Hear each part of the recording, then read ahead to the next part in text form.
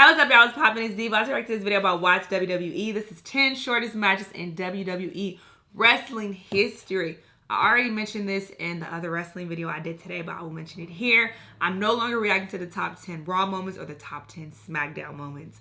I will still do wrestling compilations. I'll still do videos like this, but I'm no longer reacting to those specific videos simply because not enough people are watching them. They don't get that many views, and if they're not getting that many views, that means that you guys don't really care about them. So I'm not going to continue to react to things that you don't care about. As a whole, I have like 5,000 people who will continuously watch them, but most people don't really care. I feel like you guys like the wrestling compilations, and when I do like the best wrestling moves of the month, you guys like those videos better than, you know, just the top 10 SmackDown or top 10 Raw moments. So it doesn't make sense for me to continue to cater to such a small portion of my viewers when I have so many other people who are requesting videos all the time. I'd rather dedicate that energy into reacting to videos that most people want to see.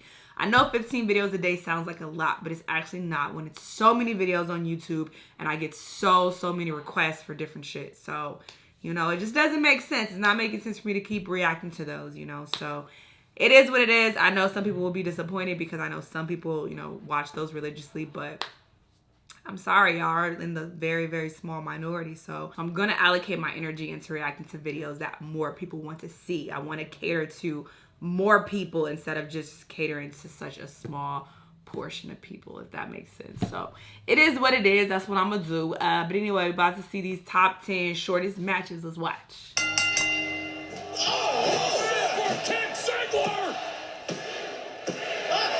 5 seconds. Like and subscribe in 4 seconds or this snake will bite your toes off. While most wrestling matches see both competitors getting their shit in, every now and then we'll get complete decimation either of the competition or of that competition's egos from an unfortunate pinfall. I'm D Wicket from Watch WWE, and these are the 10 shortest WWE matches of all time. Number 10, The Rock versus Eric Rowan.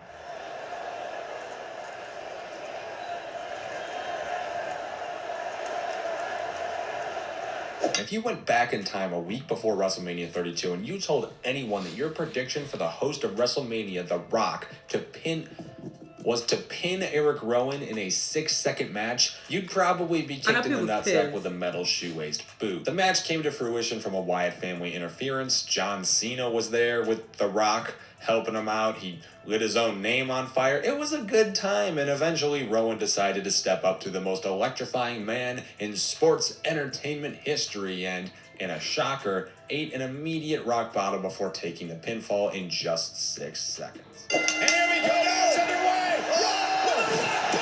Rock bottom, cover on Rowan, Rock wins! Number 9, Shinsuke Nakamura versus Jeff Hardy. United States title match. We know he's an artist. We know he's a rock star. For the belt. Extreme Rules 2018 will long be remembered as, oh yeah, that one. AJ Styles and Rusev in a WWE Championship match. Team Hell No competing in 2018. SmackDown Women's Champion Carmella retaining title gold against Asuka with Ellsworth hanging in a goddamn shark cage. And the best match of the night either being an Intercontinental Championship main event or a pre-show match involving Sin Cara.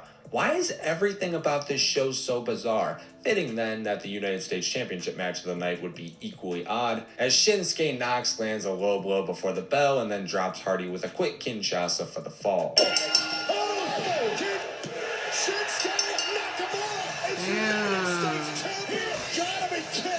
Number 8, Oksana versus Natalya. Wow. A match before Oksana and Natalya, back before Natalya could carry matches, sounds about as visually stunning as getting shot in the eye. So maybe I should be thankful they only went 5 seconds on an episode of SmackDown before live. Without context, we hear the bell ring before seeing Natalya hit the ropes, scream, I think, "Where are you?" at nobody in particular, while Cole berates Oksana, calling that she'll be destroyed by Natalya. Come on, you guys really don't believe that Oksana's going to be any type of competitor, do you? Yeah.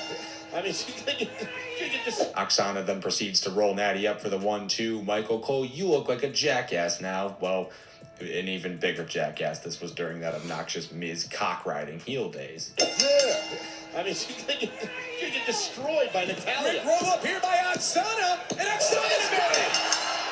Number 7, Dolph Ziggler versus Kurt Hawkins. There's gonna be a lot of sore necks, because I'm about to turn some heads when I become the new Intercontinental Champion. It's as if post-brand split 2016 wasn't already going good enough. Dolph Ziggler decided to pick up that Intercontinental Championship from The Miz and revive John Cena's open challenge concept for the blue brand. This week's acceptee, Kurt, longest losing streak in WWE history, Hawkins. Every wrestler's favorite opponent because duh, that's just a free win. And you, Dolph Ziggler, you're gonna be the sorest of them all. Ziggles proved that in flying color fashion with a swift super kick to the dome into the dropping cover for one of the easiest wins of that man's career.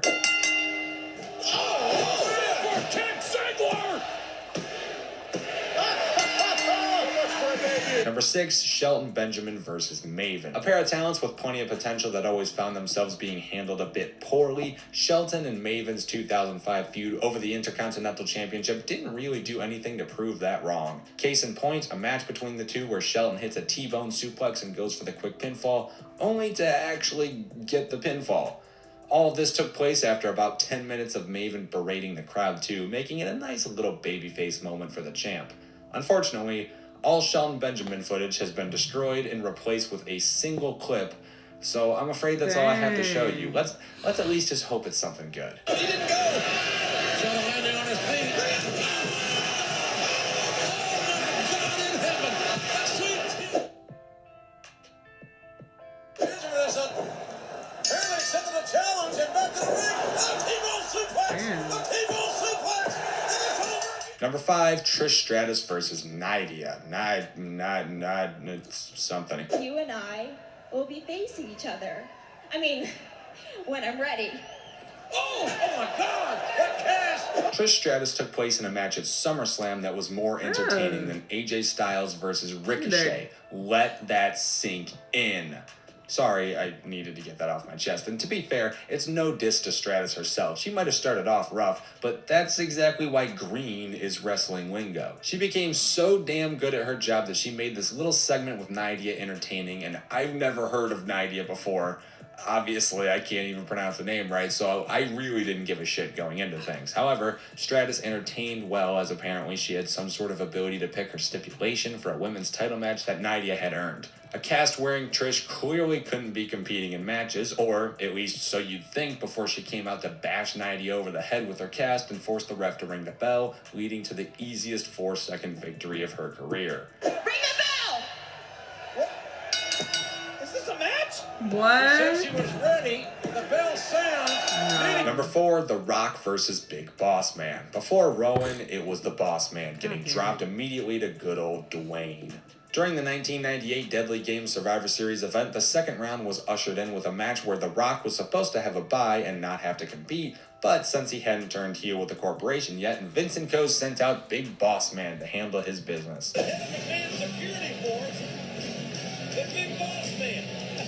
Well, Boss Man drops to a very quick roll-up, looking incredibly foolish to anyone watching live at the time, but just like rewatching The Sixth Sense, it's a little bit different the second time. You realize that this was just the easiest way to get The Rock moved past round 2 without playing their ace card on Mick Foley later in the main event. well, this is not fair with The Rock. He's got the roadblock in front of him, the Big Boss Man, and The Rock, wait a minute, inside Cradle can't do it.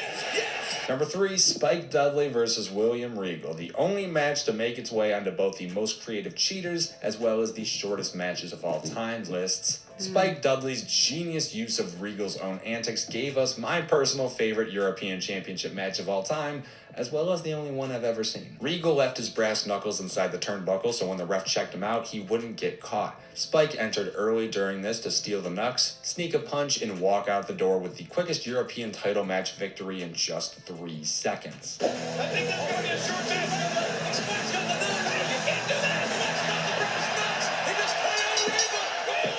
Number 2, Chris Jericho and Jerry Lawler versus Taz and Midian. The only tag match to make its way onto the list might be one of the most thrown together sounding matches I've ever heard in my life. And it really shouldn't shock anyone to know most tag matches were going to be in contention tonight. The more stars in a match, the more time you'd like to spend with them, typically. So it would make sense that there's only one at most. So how cool is it that it gives us Jericho and Lawler together? I like that. Imagine a 90s heel Jerry Lawler alongside Chris Jericho. They'd be like the Heyman walking around with CM Punk on a promo level of that era. Okay, anyways, Taz had a surprise partner he didn't know, and it turned out to be Midian, and not just any Midian, Naked Midian.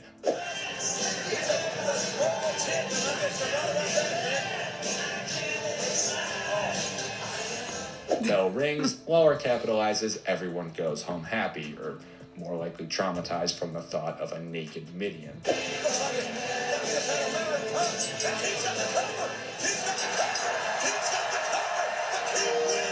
And number 1, Santina Marella versus Beth Phoenix. How dare those words for coming together to form a real thing that happened? Because yes, while going through the rocky road of a relationship with Santino, Beth Phoenix was unfortunately pinned in just 3 seconds as well by her boyfriend. But it wasn't her boyfriend, not in spirits or visuals at least, as this was during the Santina Marella phase, you know, when Santino started dressing in drag, pretending to be his own sister, and winning the Miss WrestleMania Diva Battle Royal that was designed to show love and appreciation for the women of wrestling over the last 25 years. Whoa. Hey, wait this! Well, the Diva you're talking about just became the survivor. Yeah. He also picked up a pinfall over pioneering now legend Beth Phoenix in the shortest WWE match of all time, a sentence I really don't think I ever want to let fully sink in. Oh, look at the power of Santina! The cover! No! Here is your winner! And those are the 10 shortest WWE matches of all time. What are your thoughts? Yeah, those matches were pretty short. They all seem pretty trash, to be honest. I don't think that it's cool to have a super short match like this, because you're not really bringing that entertainment to the audience. Like, what the fuck? A match that short is just like, all right, it came and went. Like, I didn't really get much out of it. So I think it's kind of, like he said, thrown together, and it's just like kind of lazy, honestly. But, you know, maybe some people enjoyed them. I don't know. Bruh, I keep getting stalked by a gnat. It's the weirdest shit. It's always like 1 or 2 gnats in my apartment, just randomly.